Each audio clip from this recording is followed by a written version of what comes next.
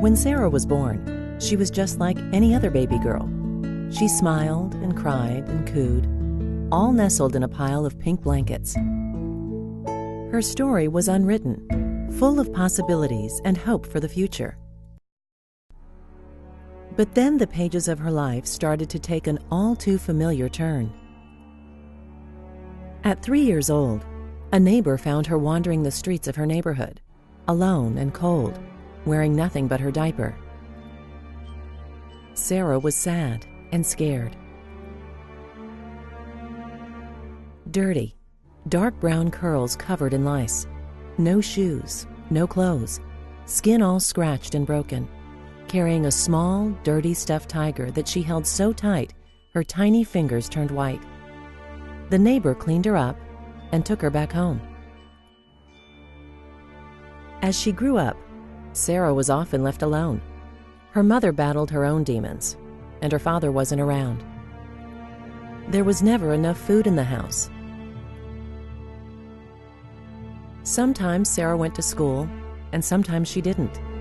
When she was 13, she was molested in her home by a man her mother called a friend. Sarah didn't tell anyone. She was ashamed. She didn't understand what had happened to her. Eventually, she became angry. Very, very angry.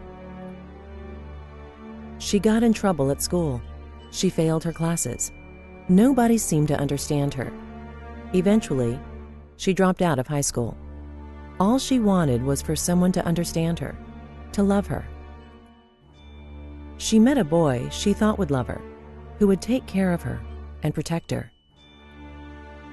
But he didn't do any of those things. He made a lot of promises that he never kept. When he got angry, he yelled at her and called her names. Sometimes he hit her. Deep inside, she knew it was wrong to stay with him, but she didn't know what else to do. She still lived in her mother's home, but she rarely talked with her. She certainly couldn't depend on her.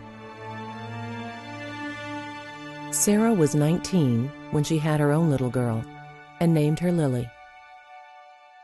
Sarah was still a child herself, her story far from over. But now Lily's story is just beginning. Imagine if things had been different for Sarah. How would her story have changed if she had come to Pendleton Place?